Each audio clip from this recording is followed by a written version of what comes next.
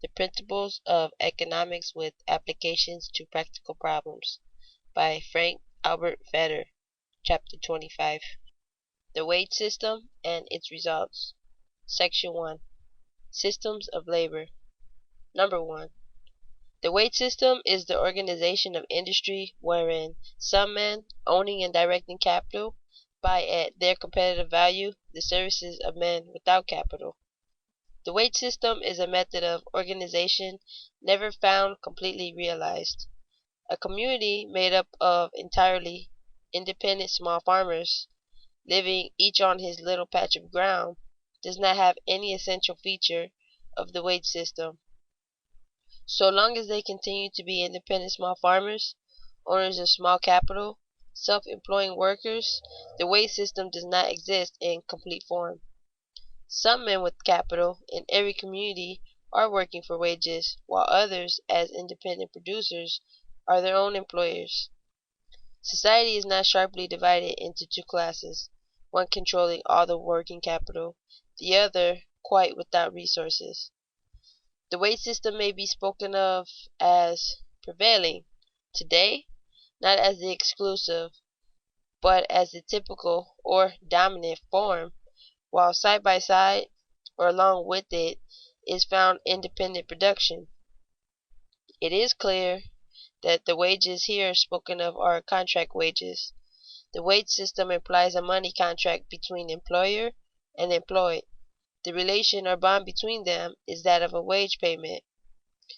The wage system cannot be judged properly apart from questions to be later considered, such as private property and the enterpriser's part in industry. But some consideration of the subject properly belongs here. The wage system has become of recent years in America the dominant form of industry. The theory of wages is applied most frequently in the discussion of contract wages, and there are certain practical relations between the results of the wage system and the theory of wages. Number 2. The wage system, historically considered, is seen not to have displaced a system of independent labor. This question should be viewed in historical perspective. As far back as history can be traced, the masses of workers have been subordinate.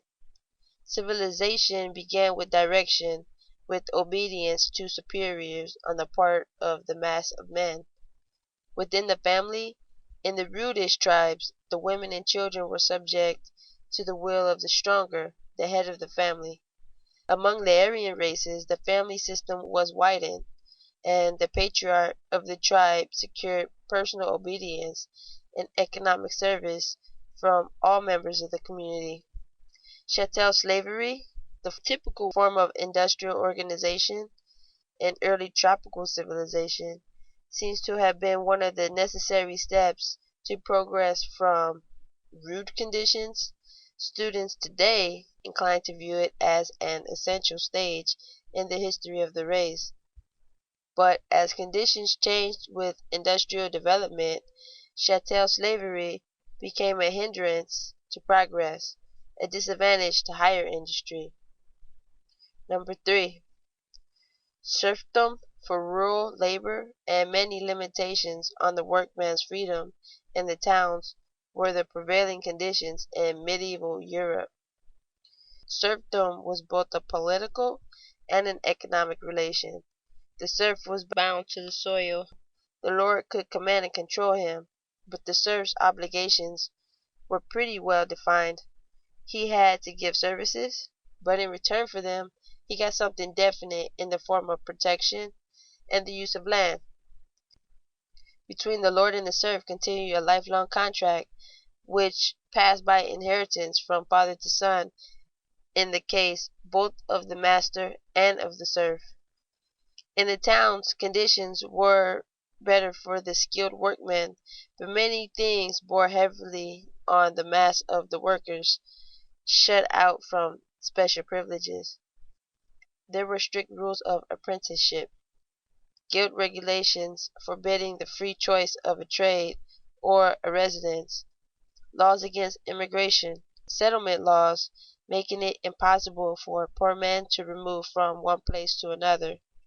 Arbitrary regulation of wages, either by the guilds in the town or by national councils and parliaments, forbidding the workmen to take competitive wages that economic conditions force the employers to pay.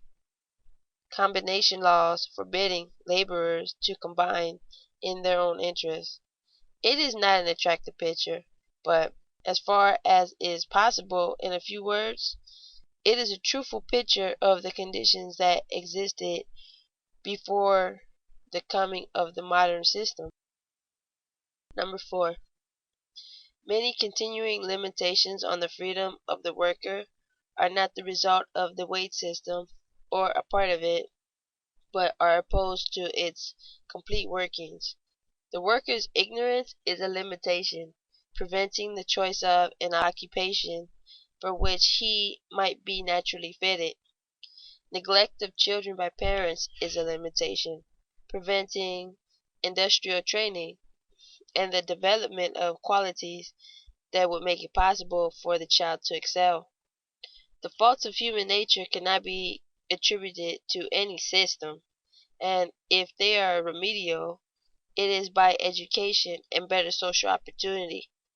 Trade unions often forbid boys to become apprentices and forbid the choice of a trade except under conditions so exacting that to many they are impossible.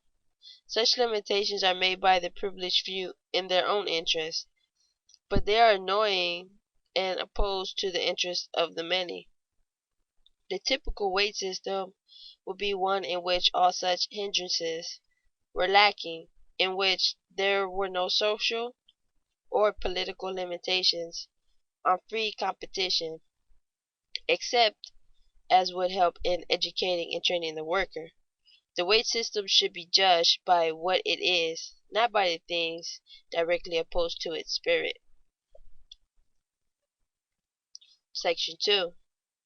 The wage system as it is. Number 1.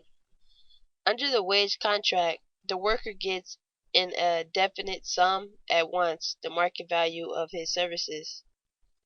Under the wage contract, the employer takes the risk as to the future selling price of the product. That he is the one best prepared to assume the risk will be made clearer in the discussion of the employer's function. Wage payment, therefore, is a form of insurance to the working man. He gets something definite instead of taking chances he is ill prepared to take. Wage payment is a form of credit to the laborer whose labor has not produced the distant gratification. The employer advances to the workman the value of future gratification, discounting it at the prevailing rate of interest. The darker side of the wage bargain is that the cash nexus, as Carlyle expressed it, is too often the only bond between the parties.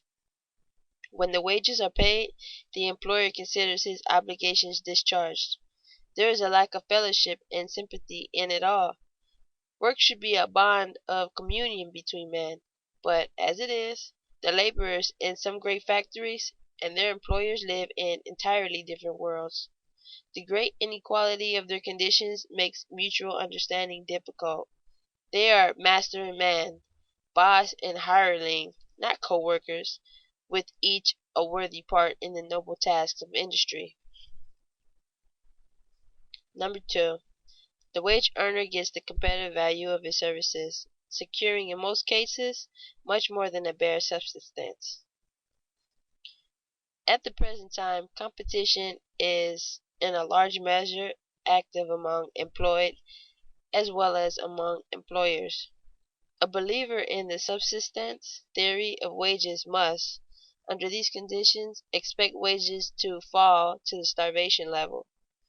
But according to the law of wages here presented, it is expected that wages can and will remain indefinitely above that level, falling or rising as conditions change. The increase in material wealth of itself tends to increase the wages of the workman. The laborer, though without resources, and even though not contributing to the increase of capital, by saving, thus shares in the benefits of increasing capital. It is true that under some conditions the workman is at a disadvantage in making the wage contract. Labor must be applied from day to day, or it is lost and the laborer must work to live. While this does not determine the rate of wages in the long run in any occupation, nor to any great extent except among the lowest grades of labor, it does give an advantage for the moment to the employer, and enables him to exercise at times a harsh power over the workman in his immediate neighborhood. A single workman is thus very often at a disadvantage, but it must not be overlooked that in a large degree the competition for good workmen is effective between employers in different trades and in distant localities. Number three, increase of efficiency due to the sacrifice of parents or to personal exertion goes to the individual worker. The most essential practical feature in any industrial system is the appeal to the ambition of each man. This appeal is made where a premium is placed on the increasing efficiency by ensuring to it a higher return. This result is possible, and in large measure is attained under the wage system. Little less important is the appeal to family affection to make possible by its sacrifices each worker's best preparation. An offsetting disadvantage appears in the loss to the laborer in the decline of his powers. As he gains in wages if he increases in efficiency, so he loses if his strength fails from accident or in the course of years. This loss falls upon him, not, as it is sometimes said to have been the case under serfdom or slavery, upon his owner, as if that secured to the slave immunity from suffering. It is true that in general under the wage system the worker has no guarantee against loss of work, or, what is equally important, against sudden changes in industry. He may be, and often is, a victim of invention and of changes in machinery or industrial processes by which the masses of men are the gainers. Number four, liberty of the worker in his choice of work and outside of working hours makes for happiness, character, and progress. Opinion is almost a unit as to the truth of this statement. The present wage system is the freest condition for the mass of men that has ever existed. Their religious, political, and personal convictions are for the most part invalid. There is a truth, but much misused maxim, that liberty has its dangers. Freedom means freedom to make mistakes. Intelligence and strong industrial virtues are required to exercise properly a freedom newly acquired. Thus, it is the lowest class of labor that reaps the smallest advantage from free conditions, and that suffers most from their misuse. The main evil in the wage system is certainly not that the liberty of the workers is too great, but that it is too small. The sale of labor involves the obeying of orders during certain hours specified in the contract. Here again the evil is greatest in the lowest grade of work, where the great majority of wage earners are left a large measure of choice in the time and manner of their work. Where labor is severe and without joy to the worker, it appears to be little better than a form of slavery. Contrast the condition of the section head, cursed and beaten by a brutal foreman, with that of the wage earner in the local motive cab, self-respecting, self-directing, entrusted with the safety of property and lives. The wage system is manifold, it is adaptable. If it holds a portion of the laborers with a harsh hand, it gives to all a wide measure of opportunity, and to most a great degree of independence in their lives. A hasty resort to indiscriminating analogy, as in calling wage work slavery, does not further truth or social justice. Section 3. Progress of the masses under the wage system. Number 1. The 19th century was a period of great progress for the masses in America. England, and throughout Europe. There are differences of opinion as to the extent of this progress, the way in which it is to be measured, and the degree to which it is an occasion for congratulation. There is no longer a dispute as to the actual fact that it has taken place. Many lines of evidence converge to confirm this one conclusion. The average money wages in the United States may be represented in 1840 by 87.7, in 1860 by 100, and in 1891 by 161.2. This is a high mark for a time, and a decline followed. Again, wages rose from 1897 on, and in 1899 had reached 163.2. They have continued to rise since, and in 1903 attained the highest point in history of our country, and therefore a history of the world. Another temporary decline undoubtedly will occur when industrial conditions become less prosperous. Real wages, also the power to purchase goods with labor, are greater than ever before, so as far as this can be measured in the price of leading commodities. The offsetting loss of the free, health-giving pleasures of country life cannot easily be expressed. In England, likewise, the rise in money wages has been great. In 1860, it is represented by 100, in 1870 by 113, in 1880 by 125, in 1891 by 140. In the intervals, some decline occurring. For a century, in all civilized land, wages have moved in an ever-rising series of ways. The purchasing power of wages in England increased 90% in the 30 years between 1860 and 1891.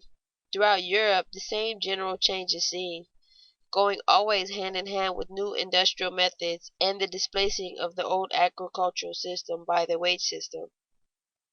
As the hours of labor have the same time been shortened, the workers gained doubly. Number two, this progress is mainly due to the opening up of rich natural resources and to the development of industrial processes. Recognized in some measure by everyone, this progress is attributed by different observers to different causes. In America, by the many to the protective tariff. In England, by many to the freer trade introduced about 1840. Throughout the continent of Europe, to the spread of constitutional government and free institutions, by trade unions everywhere, to the organization of labor. There is, doubtless, under certain conditions, some portions of truth in each of these claims, but either separately or altogether, they fall short of a broad, reasonable, and sufficient explanation.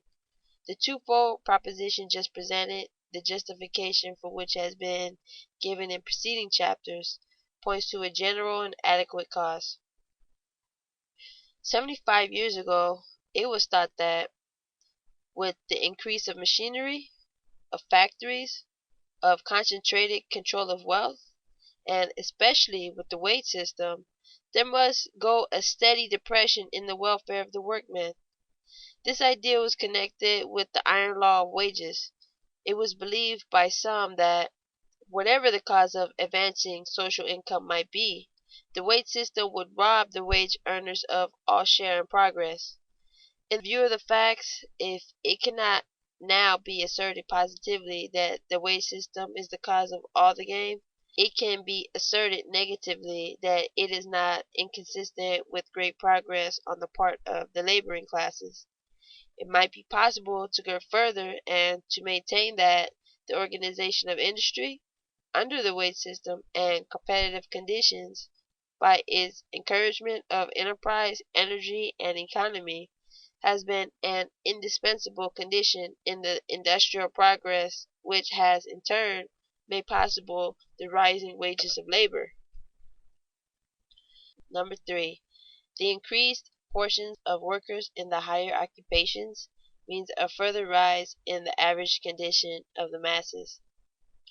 A smaller portion of workers is now engaged in the low-paid industries than 50 years ago, and correspondingly, a larger portion is in the better or highly paid industries. Decade by decade, the portion shifts towards the upper part of the scale, both in America and in England, doubtless also in other countries. More men are now engaged in the higher professions and skilled occupations, a smaller portion in the lower occupations. This would raise the average of wages, even if the wages of particular occupations had not risen. Number 4, the diffuse advantages of progress means relatively more to the masses than to the rich. In the olden days, the poor man was bound to the spot where he lived. The rich man had his carriage. Today, poor and rich ride side by side in the trolley car.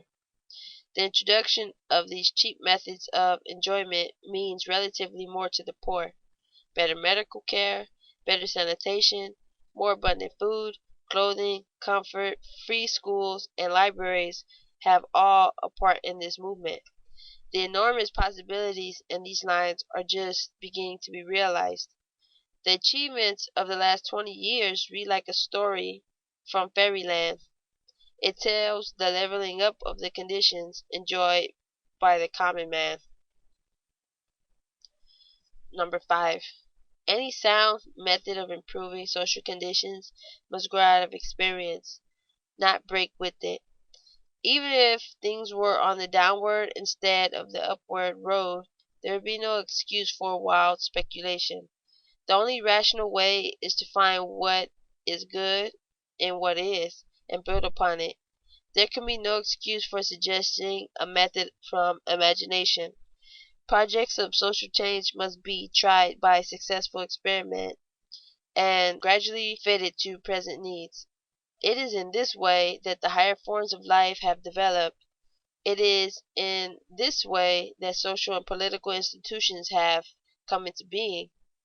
Things that work successfully first in a small way are worthy of trial on a larger scale.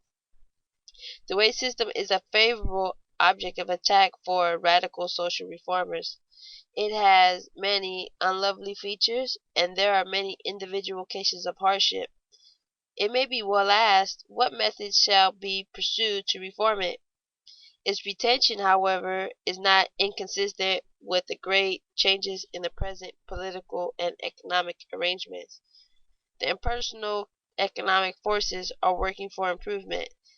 But further, there is a growth of sentiment and increase in sympathy, a feeling among men that the cash nexus is not the only bond that should unite different classes, and this sympathy is becoming an economic force, softening and improving many of the unlovely features of the modern wage system. End of chapter 25.